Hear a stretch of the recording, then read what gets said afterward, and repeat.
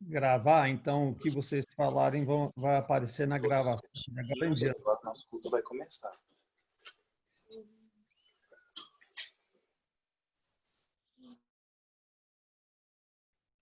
Opa.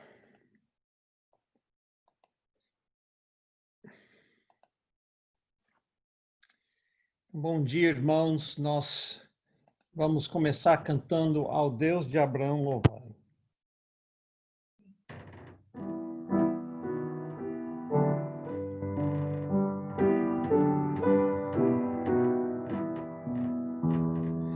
Ao Deus de Abraão louvai, do vasto céu, Senhor, eterno e poderoso Pai e Deus de amor, augusto Deus Jeová, que terra e céu criou, minha alma o nome abençoará.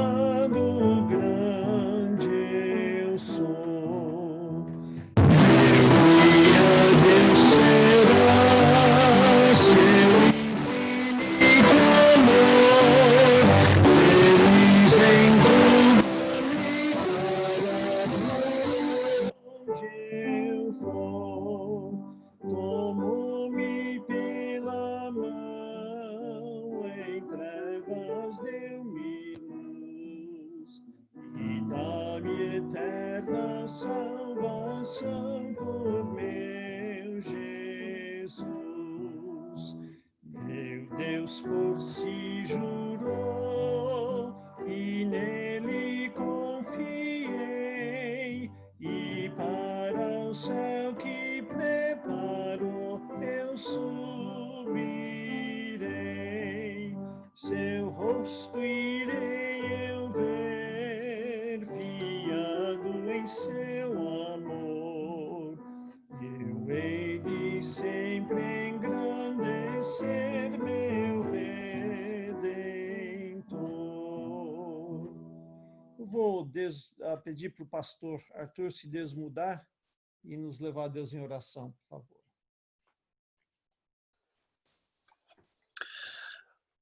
Ó nosso Deus que atende a nossa oração. Ó soberano Deus, Deus que é aquele que é, nós oramos aqui, ó Deus, suplicando nos méritos do Teu Filho, os incontáveis méritos de Jesus Cristo.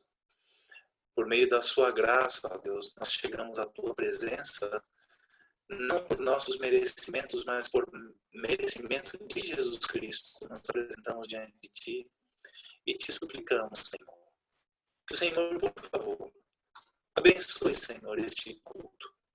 Que este culto, ó Deus, possa ser abençoado e um culto no sentido de que vamos louvar Teu nome e falar das Tuas bênçãos, Senhor. Não das Tuas bênçãos para nós, mas das Tuas bênçãos no sentido de que o Senhor é a de todas as bênçãos.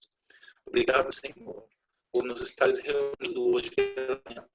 Obrigado, Senhor, pela boa saúde e força que tens dado a cada um de nós. Obrigado, Senhor, por Teu amor e misericórdia, pelo crescimento espiritual que nos dá nesses dias. Oramos, ó Deus, por tantos quantos podem chegar, ó Deus, fora do culto, mas também por aqueles muitos que estão ausentes por alguma razão. Que o Senhor tenha compaixão, que o Senhor dê sobre as Suas bênçãos e derrama, ó Deus, sobre todo, ó Deus, o Teu favor bendito, para que possam ver Jesus Cristo em cada momento, que possam serem obedientes. Ora, Deus, pelas crianças da igreja, que possam estar sendo orientados por seus pais durante esses dias de pandemia. Ora, Deus, pelos idosos da igreja, que possam estar protegidos e crescendo espiritualmente nesses dias de distanciamento social. Ora, Deus, pelos jovens trabalhadores da tua igreja, que possam estar guardados no teu amor e protegidos desta enfermidade que não é, como muitos pensamos, uma coisa maligna, mas uma coisa que o Senhor enviou para o coração dos homens, para toda a carne nesta terra. Que o Senhor tenha paixão, nos ajude Fizemos o nome, porque o Senhor, a Deus, aprove nos reunires para o louvor do teu nome, o louvor da tua glória. Aceita, Deus, de cada culto. Abençoa que além de pedir os nossos cultos, está pregando agora amanhã. Que seja o Senhor hoje de manhã falando a nós, aos nossos corações, nos desafiando. É o que eu peço, Pai. Em nome de Jesus. Amém. Amém. Continuando, vamos cantar Santo, Santo, Santo, Deus Onipotente.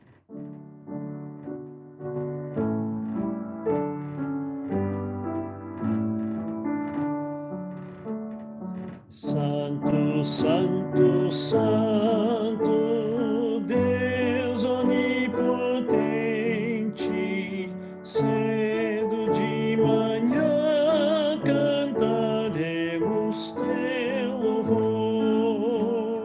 Santo, Santo, Santo, Deus Jeová triuno, és um só Deus, excelso Criador.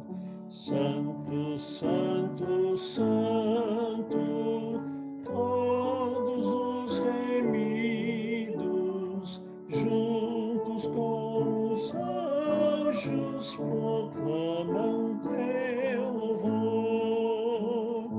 Antes de formar-se o firmamento e a terra, eras e sempre és e has de ser, Senhor. Santo, Santo, Santo, nós os pecadores não podemos ver tua glória sem tremor. Tu somente és santo, não há nenhum outro, puro e perfeito, excelso benfeitor. Santo, Santo, Santo, Deus onipotente, tuas obras louvam teu nome com fervor.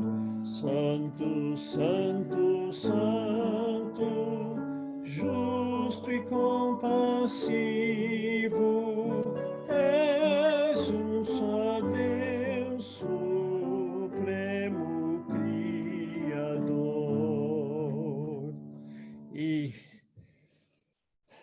refletindo o Salmo 51, um hino de confissão de pecados que devemos sempre fazer com frequência.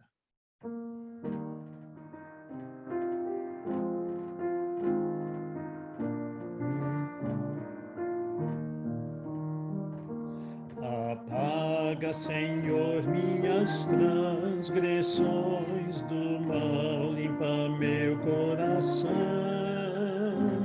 Diante de ti quero puro estar, me dá teu completo perdão. Tem misericórdia de mim, Senhor, segundo a tua bondade, e dentro de mim faze dominar a tua perfeita verdade. A ti eu confesso os pecados meus, meu Deus, contra ti eu pequei, mas purificado por teu amor, mais alto que a neve serei. Tem misericórdia de mim, Senhor, segundo a tua bondade, e dentro de mim faze dominar a tua perfeita verdade. Restaura em mim a alegria, Deus, porque tu salvaste o meu ser. Meus lábios agora vem, pois, abrir de alegre louvor, vem me encher. Tem misericórdia de mim, Senhor, segundo a tua bondade, e dentro de mim faze dominar a tua perfeita verdade. Hoje nossa leitura é em Gênesis 50, versículos de 15 a 21. Quero que os irmãos prestem atenção na soberania de Deus, nesse sentido de que quando os irmãos de José fizeram o que era errado, eles não eram robozinhos que fizeram porque Deus estava manipulando eles. Eles fizeram porque eles queriam. Mesmo assim, Deus estava usando aquilo que eles fizeram para o bem de muita gente. Então, Gênesis 50, de 15 a 21. Vendo os irmãos de José que seu pai já era morto, disseram: é o caso de José nos perseguir e nos retribuir certamente o mal todo que lhe fizemos. Portanto, mandaram dizer a José: teu pai ordenou antes da sua morte, dizendo: assim direis a José, perdoa, pois, a transgressão de seus irmãos e o seu pecado, porque te fizeram mal. Agora, pois, te rogamos que perdoes a transgressão dos servos do Deus de teu pai. José chorou enquanto lhe falavam. Depois vieram também seus irmãos, prostraram-se diante dele e disseram: eis-nos aqui por teus servos. Respondeu-lhe José: não temais, acaso estou eu em lugar de Deus? Vós, na verdade, intentaste o mal contra mim. Está vendo? Eles intentaram, eles queriam. Porém, Deus o tornou em bem, para fazer como vedes agora, que se conserve muita gente em vida. Não temais, pois eu vos sustentarei a vós outros e a vossos filhos. Assim os consolou e lhes falou ao coração. Deus abençoe a leitura de sua palavra. Vamos cantar ainda mais um hino, não esquecendo da necessidade que nós temos de oferta. Vamos cantar Hoje nos lembramos da ressurreição.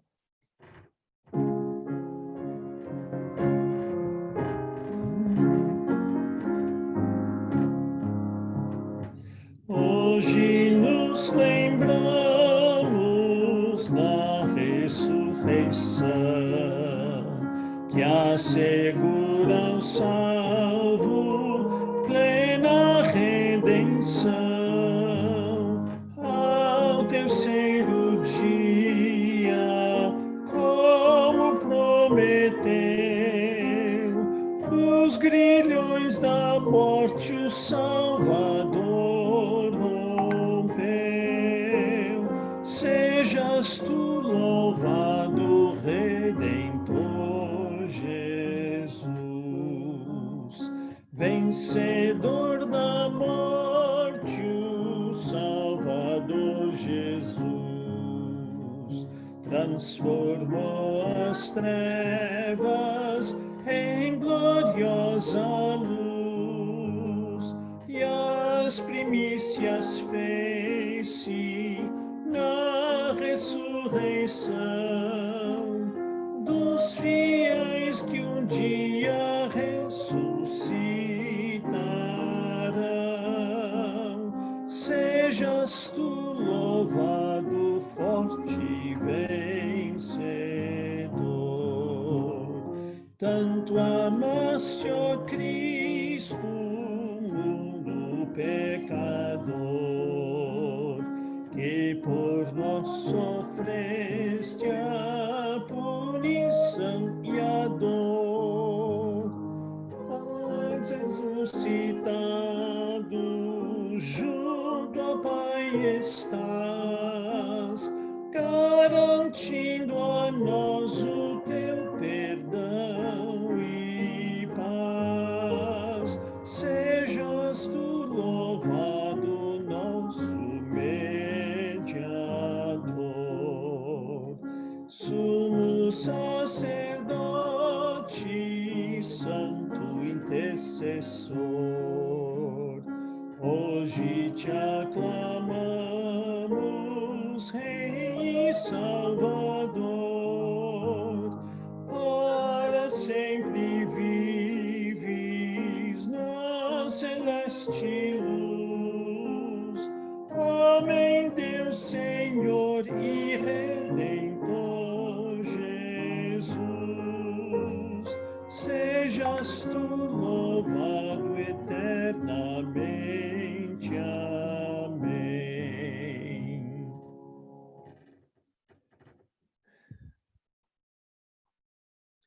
Tá bom, eu vou subir lá em cima e me plugar em todos os meus monitores, e podem estar abrindo suas Bíblias em 1 Samuel capítulo 8. 1 Samuel capítulo 8 será o nosso texto hoje de manhã.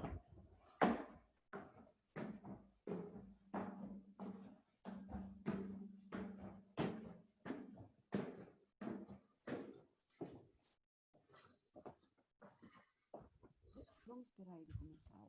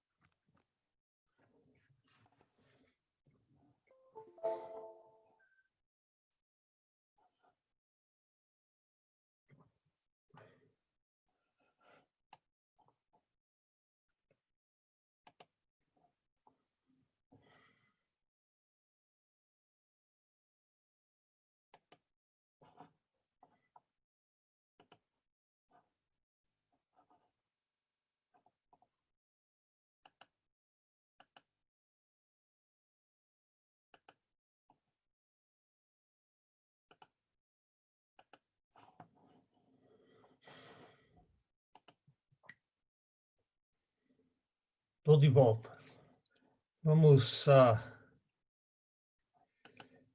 pensar um pouco mais sobre essa história da nação de Israel pedindo um rei. Semana passada nós vimos a narrativa toda do capítulo 8 ao capítulo 12, numa visão panorâmica, numa visão geral. Hoje queremos olhar só o capítulo 8 e examinar como a soberania de Deus vence a pecaminosidade do homem.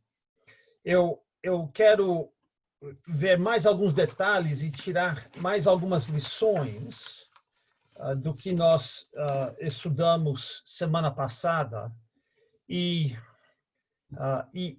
focar nessa ideia de que nada derrota Deus e ele está por trás de todas as coisas que acontecem, mesmo se as coisas forem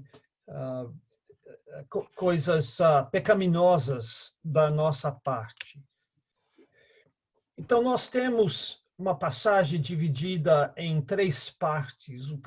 A primeira parte é do versículo 1 a 10, onde eles clamam por um rei.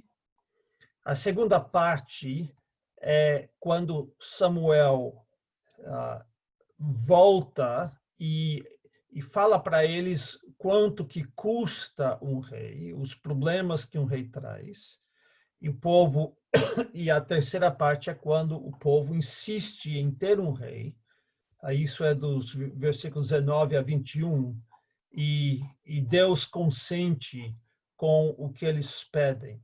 Então vamos lembrar das circunstâncias históricas que levaram o povo a pedir um rei. No capítulo 8, versículos de 1 a 3, diz: tendo Samuel envelhecido, constituiu seus filhos por juízes sobre Israel. O primogênito chamava-se Joel, que é o nome do meu irmão, e o segundo o segundo Abias, e foram juízes em Berseba. Porém, seus filhos não andaram pelos caminhos dele, antes se inclinaram à avareza e aceitaram subornos e perverteram o direito. Então, nós temos duas circunstâncias aqui. O envelhecimento de Samuel e também temos a corrupção dos filhos de Samuel. Eles são acusados de avareza, de suborno, de corrupção. Baseado nesses fatos, o povo chega a Samuel e pede um rei. Veja as razões que eles citam, versículos 4 e 5. Então os anciãos todos de Israel, os anciãos são os líderes os mais velhos, eles se congregaram e vieram a Samuel a Ramá, que é a cidade onde Samuel ficava, e lhe disseram: vê, já estás velho, e teus filhos não andam pelos teus caminhos. Constitui-nos, pois, agora um rei sobre nós, para que nos governe como o tem todas as nações. Então, nós temos as circunstâncias que levaram o povo a pedir um rei, mas tem outras coisas que estão por trás disso tudo. No capítulo 8, versículo 20, nós temos esse versículo: para que sejamos também como todas as nações, o nosso rei poderá governar-nos, e nota, sair adiante de nós e fazer as nossas guerras. Então, eles queriam um rei para proteção militar. Capítulo 12, versículo 12, Samuel está acusando eles e diz: vendo vós que Naás, rei dos filhos de Amon, vinha contra vós outros, me dissestes: não, mas reinará sobre nós um rei, ao passo que o Senhor vosso Deus era o vosso rei. Em outras palavras, eles viram esse rei atacando eles e pensaram: se nós tivéssemos um rei, nós poderíamos ter alguém que organizasse as forças armadas. Deixe-me dizer uma coisa interessante sobre isso, que, falando de forma humana, este é um dos motivos de querer ter um reino unido e ter um governo central com poder para convocar as forças armadas. Deixe-me contar um pouquinho da história dos Estados Unidos, e eu sei que tem gente que cansa disso, de eu falar isso. É um interesse pessoal meu e acabo podendo falar mais da história americana do que a brasileira, mas os Estados Unidos declarou independência em 1776 e a ideia era que tinha 13 colônias e essas colônias eles se consideravam estados independentes. Então pensa como Europa, onde você tem a Alemanha e França e Dinamarca. Então as 13 colônias se viam como 13 países, mas países confederados. Tanto é que eles escreveram os artigos de confederação. Quando, 8 anos mais tarde, venceram a Guerra Revolucionária, eles se organizaram com esses artigos de confederação. E para fazer qualquer coisa, tinha que ter unanimidade. Então, e na época, eles tinham comércio junto à costa do Líbano e tal, e eles estavam sendo atacados por piratas. Mas o presidente, que não tinha poder qualquer, ele não conseguia convocar todos os estados para montar uma marinha para poder defender os interesses das colônias, que agora eram estados independentes. E ele ficou tentando e não conseguiu. Por quê? Precisava de unanimidade. Como é que você vai levantar impostos se todos os estados precisam de unanimidade? Então, por causa disso, eles fizeram uma constituição, e agora as datas me fogem, mas a constituição era bem mais forte, bem mais centralizada. Eles fizeram essa constituição para poderem levantar um exército, para poderem levantar recursos e se proteger. Agora, os estados independentes estavam com medo de que, eventualmente, esse governo central iria se tornar tirânico e iria mandar nos estados. E realmente é o que tem acontecido. Quando houve a guerra civil, os países, os estados do Sul, na verdade, tentaram sair dessa Constituição e retornar aos artigos de confederação. É por isso que eles eram chamados dos estados da confederação, porque eles tentaram voltar para os antigos artigos da confederação, só que agora a nação não permitiu, insistiu na união, e assim por diante. Mas só estou dando essa ilustração para mostrar como, sem uma força central para defender um país, como é que um país vai se defender? É justamente os piratas que estavam atacando os navios mercantis dos estados americanos que levou a nação a ter uma organização mais centralizada e mais forte, com autoridade para convocar tudo. Então, a nível de nação humana, o desejo deles de ter um rei para comandar os exércitos, dá para entender por que eles queriam isso. O problema é que Israel não era para ser uma nação normal, era para ser uma nação debaixo da liderança de Deus, e se eles servissem a Deus, Deus ia defendê-los, é o que Deus prometeu.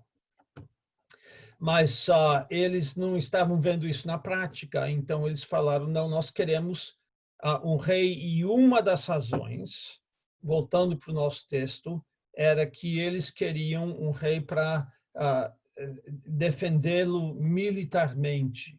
Segundo motivo dado foi no versículo 5, que tinha corrupção na liderança. Teus filhos não andam pelos teus caminhos.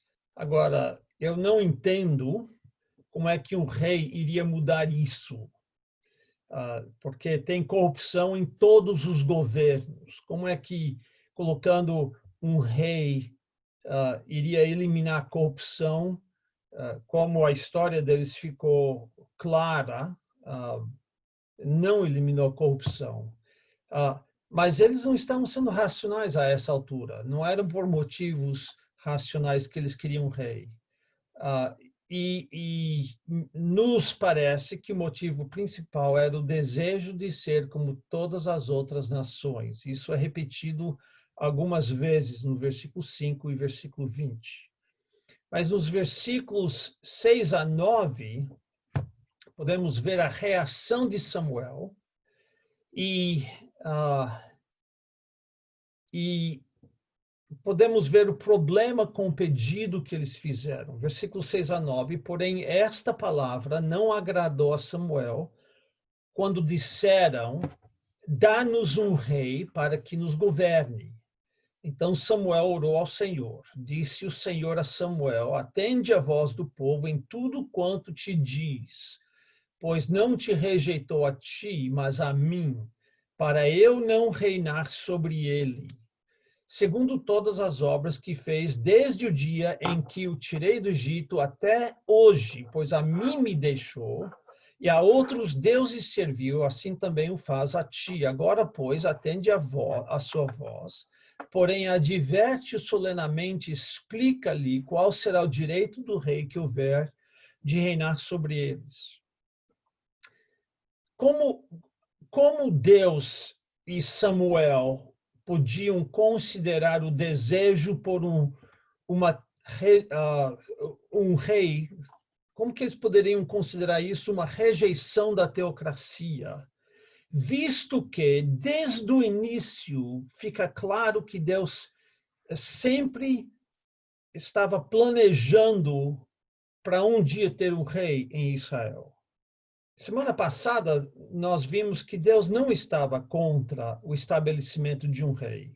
No início, Samuel estava. Mais tarde, ele foi convencido que ter um rei não era errado. O problema contra o qual Deus estava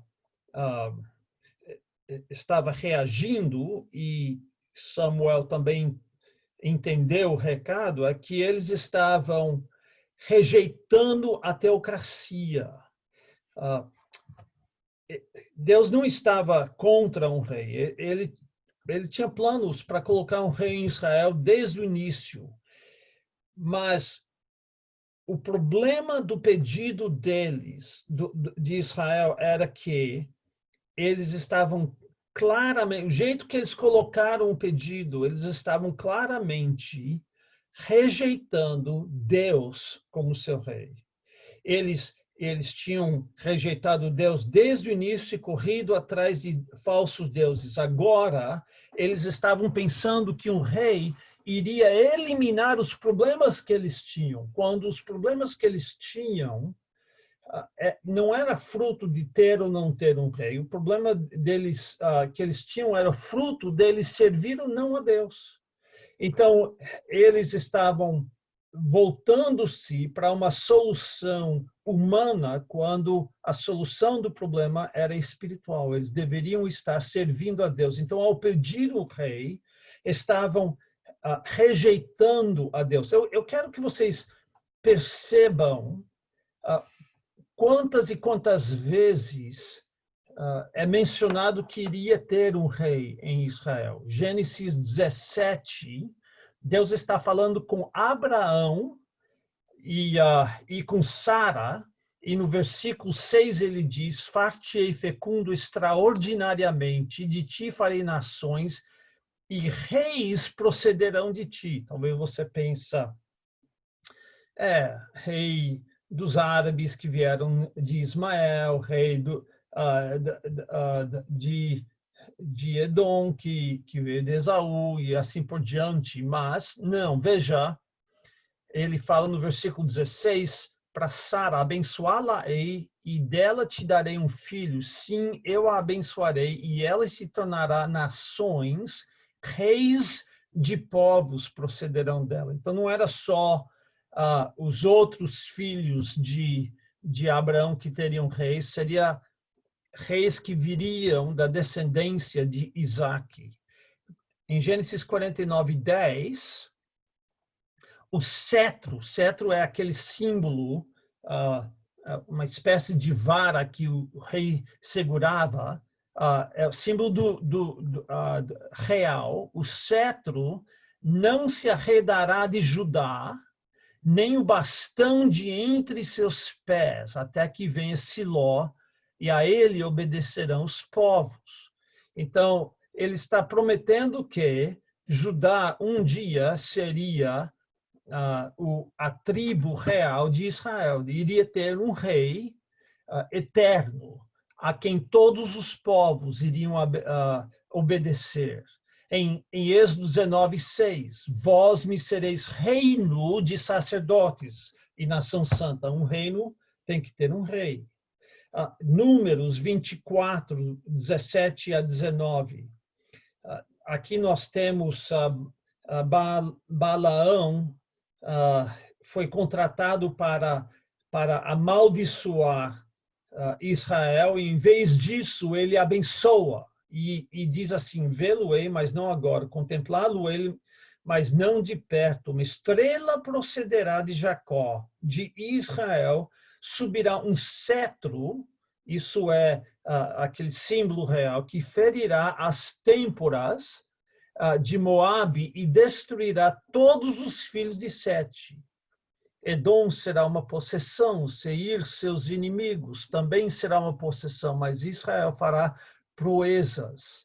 De Jacó sairá o dominador e exterminará os que restam das cidades. Isso tem que ser uma referência ao Messias, Jesus Cristo, que seria o rei. E em Deuteronômio 17, nós temos promessas quase nas mesmas palavras de 1 Samuel. Veja, Deuteronômio 17, começando com o versículo 14. Quando entrares na terra que te dá o Senhor teu Deus, a possuíres e nela habitares e disseres, estabelecerei sobre mim um rei como todas as nações que se acham em redor de mim. Estabelecerás com efeito sobre ti como rei aquele que o Senhor teu Deus escolher. Então ele diz, vai chegar o dia que vocês vão querer um rei. Eu estou dando permissão agora, mas vai ser desse jeito. Vocês vão só colocar como rei a pessoa que eu indicar. Homem estranho, que não seja dentre os teus irmãos, não estabelecerá sobre ti. Quase todos os países têm isso hoje, né? Eu não poderia ser o presidente do Brasil porque eu sou estrangeiro. Imagino, pelo menos, que a Constituição não permite isso. Da mesma forma, um presidente, alguém que quer ser presidente americano, não pode ser estrangeiro e nem naturalizado americano. Ele tem que ter nascido americano. E isso é uma ideia muito antiga, porque Deus diz para Israel, você não pode ter um estrangeiro como rei, tem que ser alguém que vem dentro do país. Versículo 16, porém esse não multiplicará para si cavalos. Nós vamos ver mais tarde que Salomão desobedeceu isso. Nem fará voltar o povo ao Egito para multiplicar cavalos, pois o Senhor vos disse, nunca mais voltareis por esse caminho. Tampouco para si multiplicará mulheres, para que o seu coração não se desvie. Tanto Davi, quanto Salomão, quanto quase todos os reis ignoraram isso. Nem multiplicará muito para si prata ou ouro. Também quando se assentar no trono do seu reino, escreverá para si um traslado dessa lei num livro, do que está diante dos levitas sacerdotes. A ideia é que todo novo rei teria que escrever uma cópia da lei para si mesmo. E o terá consigo e nele lerá todos os dias da sua vida, para que desta lei e esses estatutos,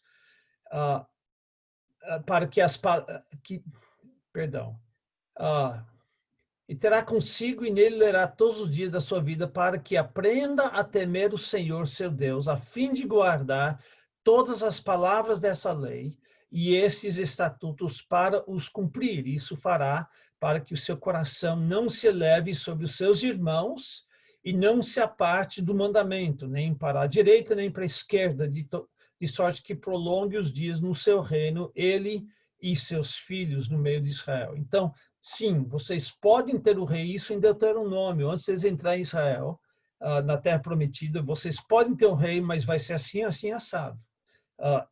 Essas são as normas.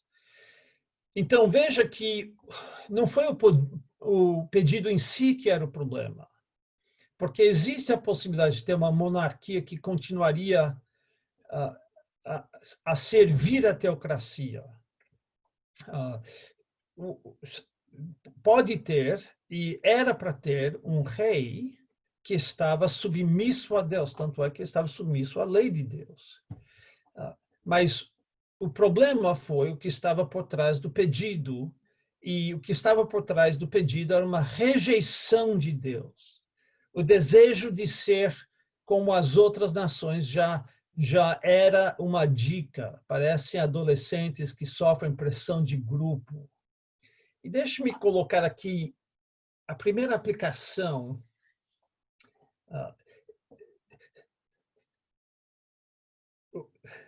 Como que eu posso explicar?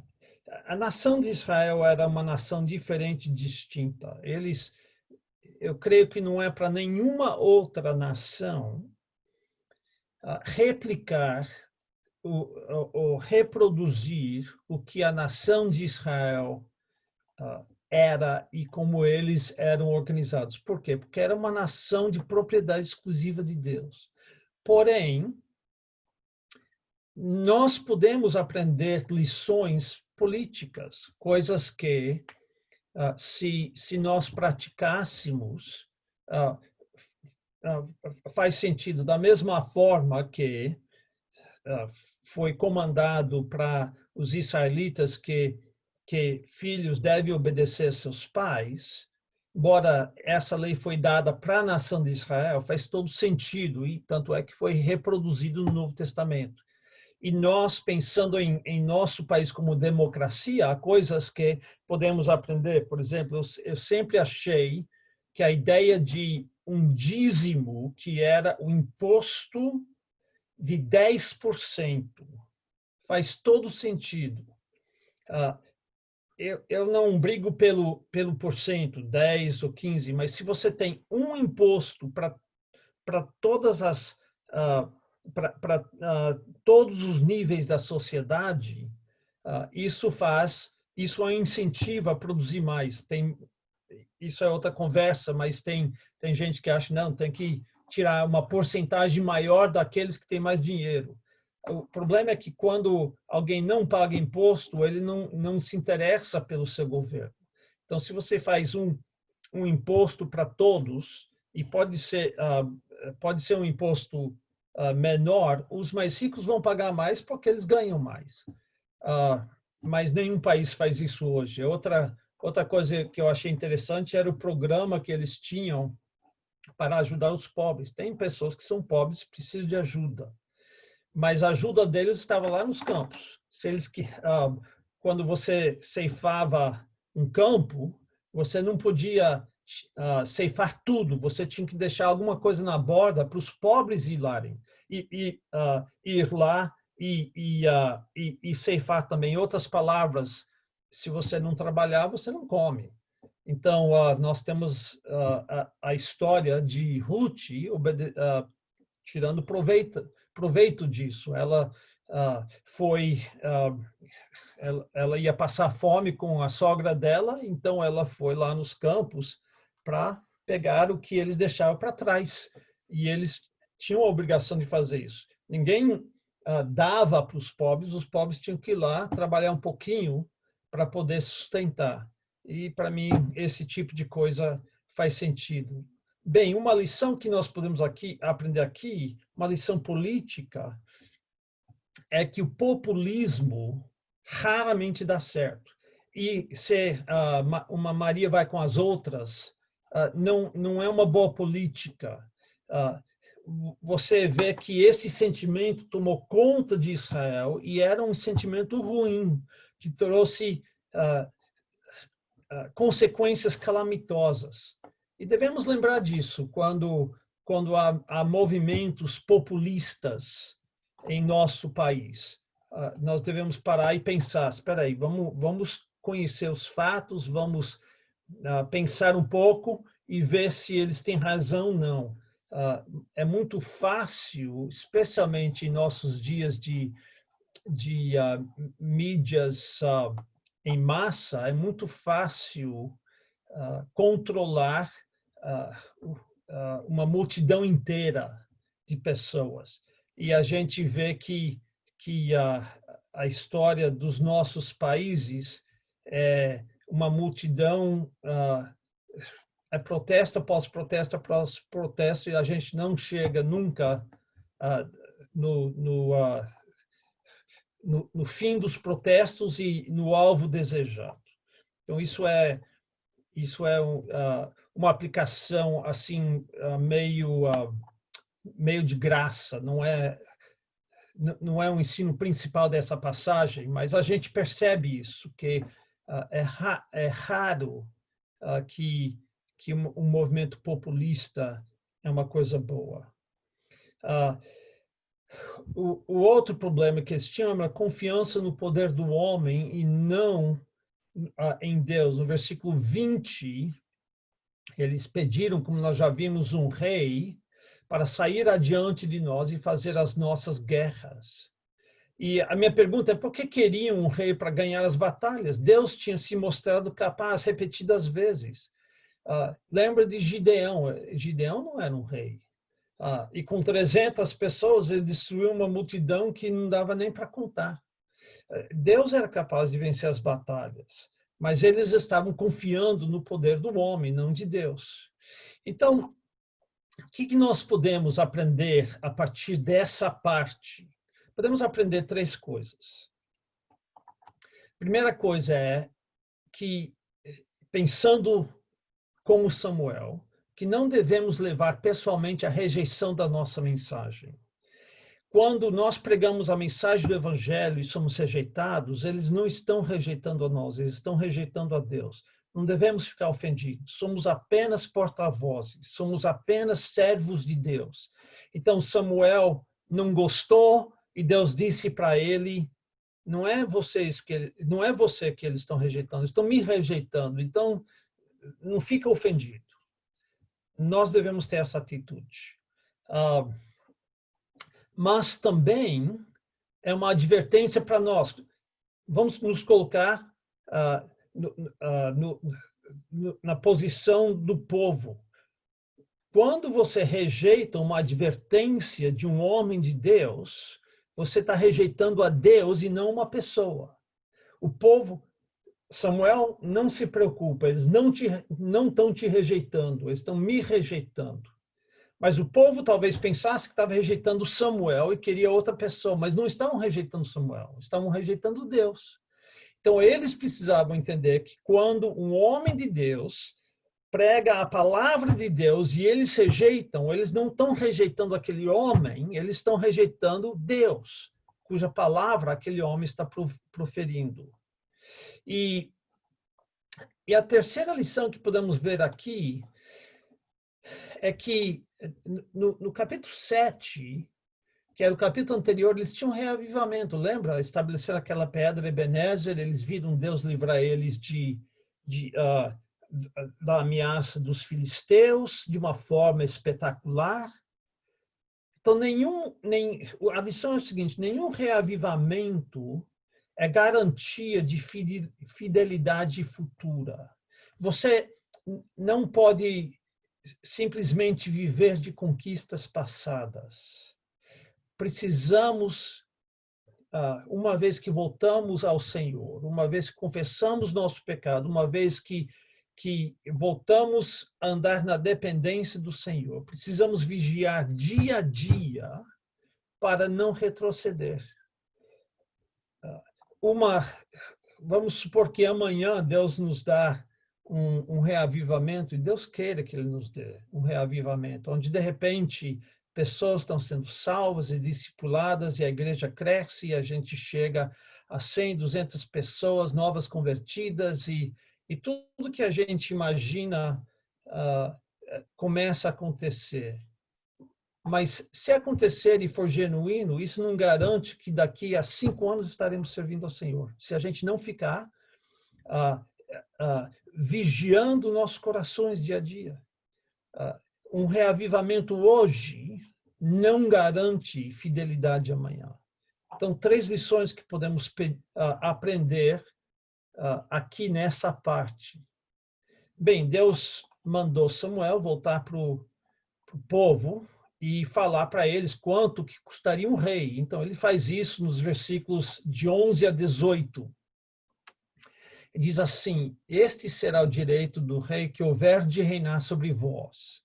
Ele tomará os filhos e os empregará no serviço dos seus carros e como seus cavaleiros, para que corram adiante deles. E os porá uns por capitães de 1000 e capitães de 50, outros para lavrarem os seus campos e ceifarem as suas messes, e outros para fabricarem suas armas de guerra e o aparelhamento de seus carros.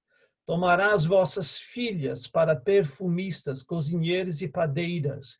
Tomará o melhor das vossas lavouras e das vossas vinhas e dos vossos olivais e os dará para os seus servidores.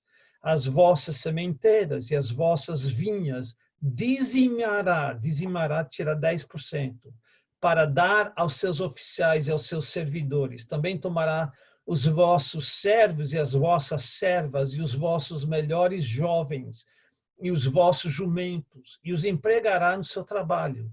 Dizimará o vosso rebanho, e vós lhe sereis por servos. Então, naquele dia clamareis por causa do vosso rei que houverdes escolhido, mas o Senhor não vos ouvirá naquele dia. Então, Samuel dá 5 razões por que ter um rei seria ruim para eles. Primeiramente, porque o serviço militar se tornaria obrigatório. Se você vai ter um rei, o rei vai ter que montar um exército e ele vai obrigar os seus jovens a servir no serviço militar, versículos 11 e 12. A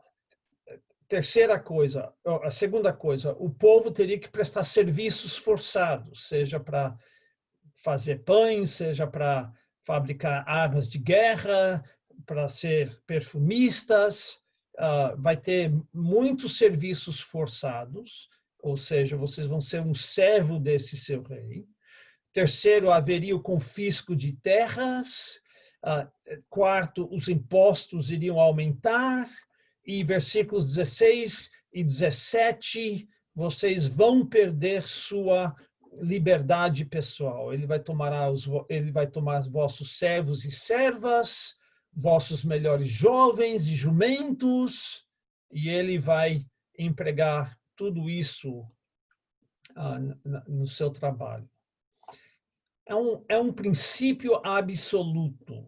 Quanto mais forte e abrangente e centralizado o governo, mais pesado fica e menos liberdade temos. Isso é uma outra das lições que podemos aprender com Israel. Às vezes a gente quer que o governo faça tudo. Então, a gente quer que o governo da saúde e a alimentação e a habitação e todas essas coisas. Mas quanto mais o governo faz, mais pesado e mais controlador esse governo se torna. Então, temos que fazer escolha. Você quer que o governo te dê educação, então ele vai ter que recolher impostos, ele vai fazer do jeito dele e ele vai começar a ser um pouco mais opressor. Creio que precisamos de um governo central, mas para fazer o que só um governo central pode fazer. Não sei por que Brasília deveria decidir quando o Parque Santa Teresa deve reabrir, ou que tipo de escola nossos filhos são obrigados a frequentar. Aqui nós temos Samuel alertando a nação de Israel: você quer um governo mais unido, mais centralizado, vai ser mais tirânico, mais opressor. O saudoso presidente americano costumava dizer, Ronald Reagan costumava dizer, o governo não é a solução ao problema. Agora, estava exagerando, porque nós precisamos do governo. Governos municipais não podem nos proteger de ameaças externas e não podem negociar tratados de paz e de comércio com outros países. Então, nós precisamos de um governo central. Mas talvez a gente depende demais de um governo central quando deveríamos ter fazer decisões ou tomar decisões a nível mais local, né? Imagina se nós pudéssemos decidir como membros e moradores do Parque Santa Teresa que tipo de escola teríamos para os nossos filhos. Talvez se a decisão fosse nossa, poderíamos ter uma escola que nos agradasse. Isso é outra conversa política, mas a gente está vendo isso já aqui. No Antigo Testamento, há 3.000 anos, Samuel já estava falando nesses termos. O povo não levou isso a sério. Nos versículos 19 e 20, a gente vê a teimosia deles. Porém, o povo não atendeu à voz de Samuel e disse, não, mas teremos um rei sobre nós, para que sejamos também como todas as nações, e o nosso rei poderá governar-nos, sair adiante de nós e fazer as nossas guerras. Então, Samuel leva isso a Deus, nos versículos 21 a 22. Ele repete todas as palavras perante o Senhor. Em versículo 22, então o Senhor disse a Samuel, atende a sua voz e estabelece-lhe um rei. Samuel disse aos filhos de Israel, volte cada um para a sua cidade, porque ele iria estabelecer o rei. E aqui nós aprendemos outra lição. Se nós insistirmos contra a vontade expressa de Deus, Deus disse para o povo, olha, vocês não sabem o que vocês estão pedindo.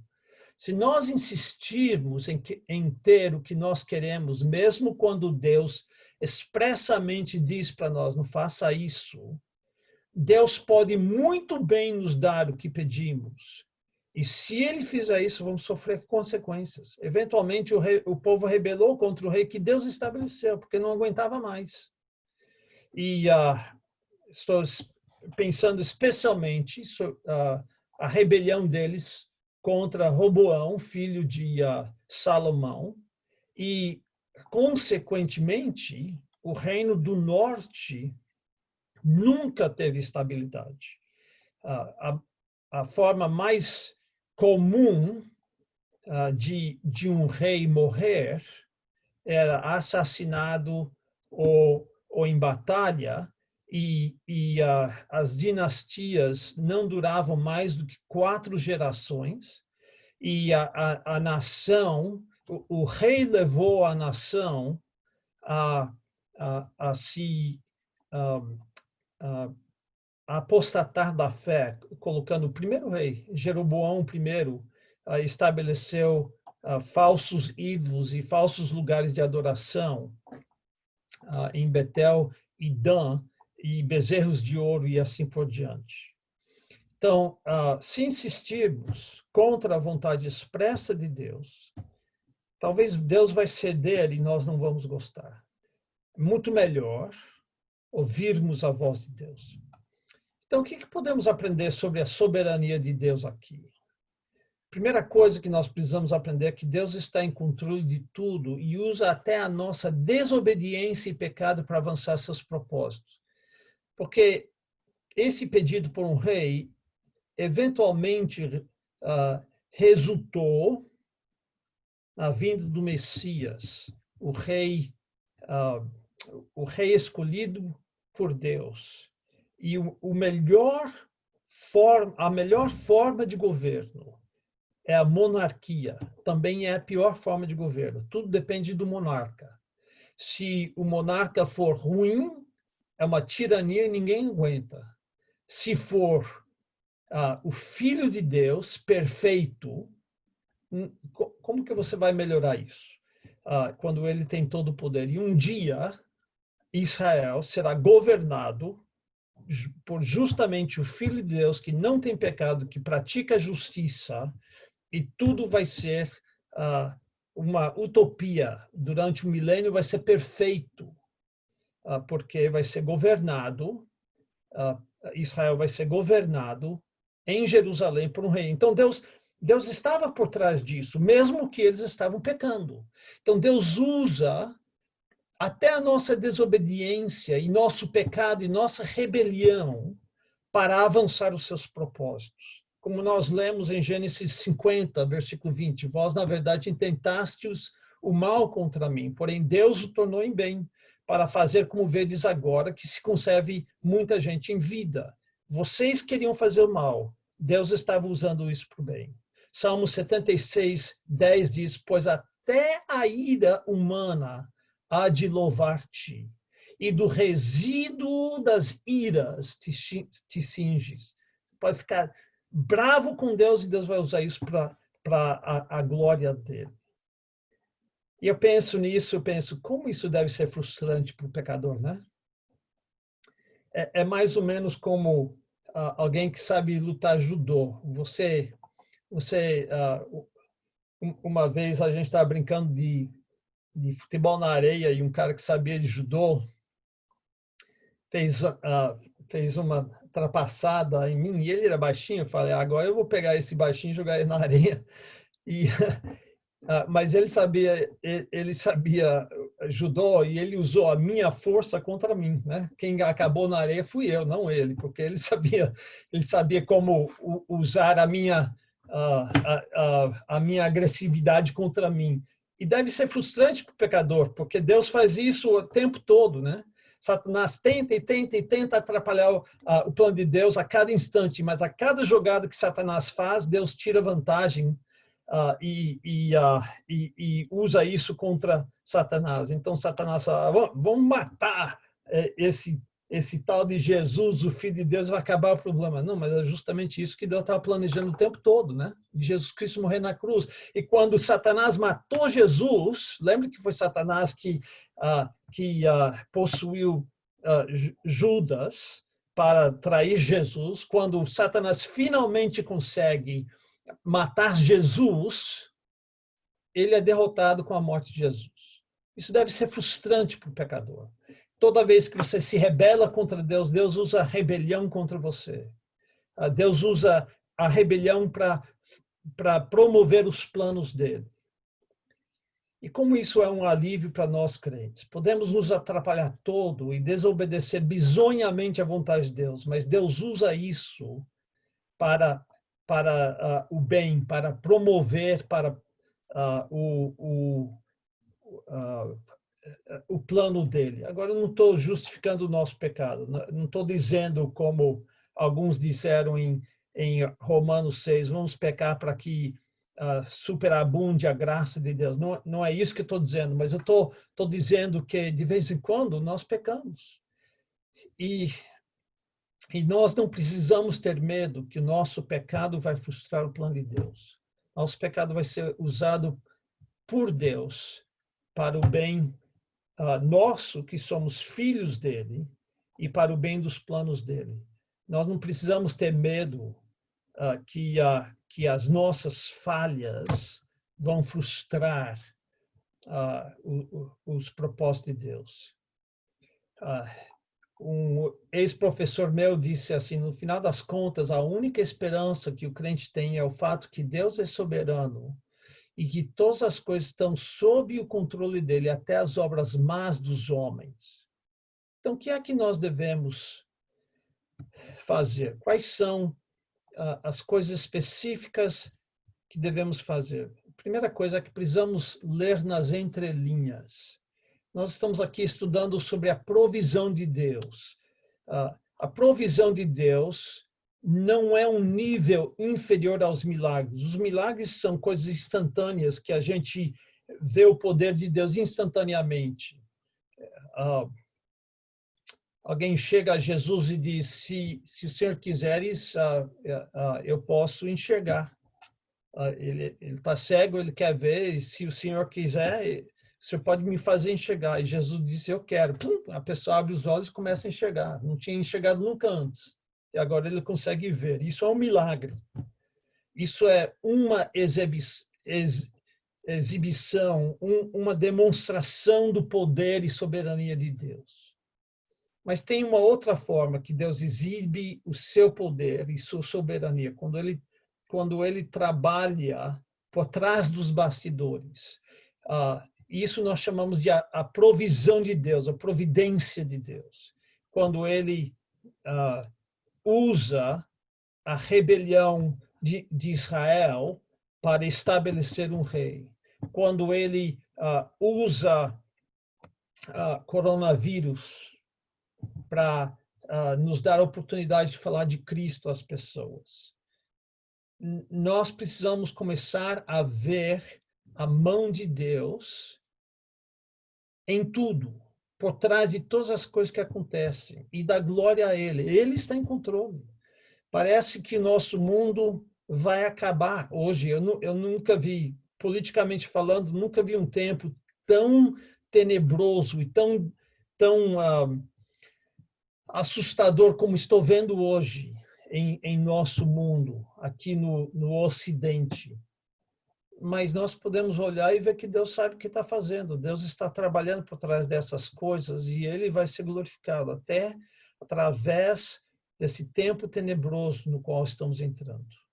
Então, precisamos aprender a ler nas entrelinhas e ver a provisão de Deus. Segunda coisa é que precisamos exaltar a Deus. Precisamos, quando a gente percebe a mão dele, precisamos exaltar ele pela soberania dele. E, em terceiro lugar, precisamos, e essa é a lição principal, precisamos submeter a Deus. Precisamos nos submeter a Deus. O que isso nos mostra? O que essa história nos mostra? Que quando tudo terminar, nós já sabemos o final da história, o final do campeonato. Nós sabemos o que acontece. O que acontece é que Deus vence. Você já leu um livro, e é um livro de suspense, talvez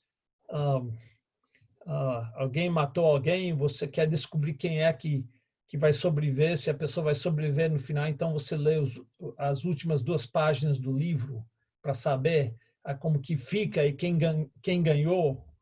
Bem, nós já sabemos o fim da história. Nós sabemos que Deus vence.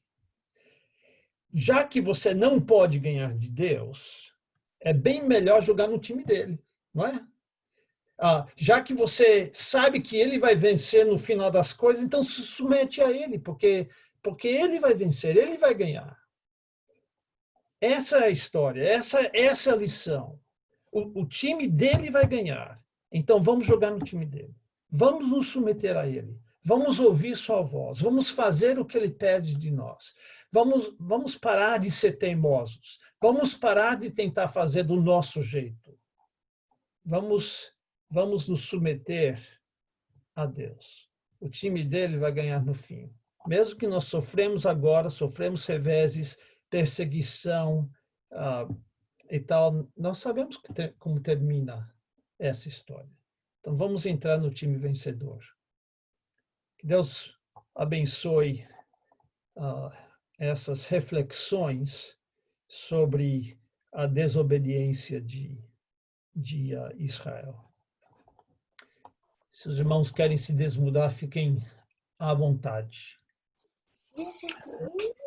Muito bem, obrigado, pastor, pela bênção dessa mensagem.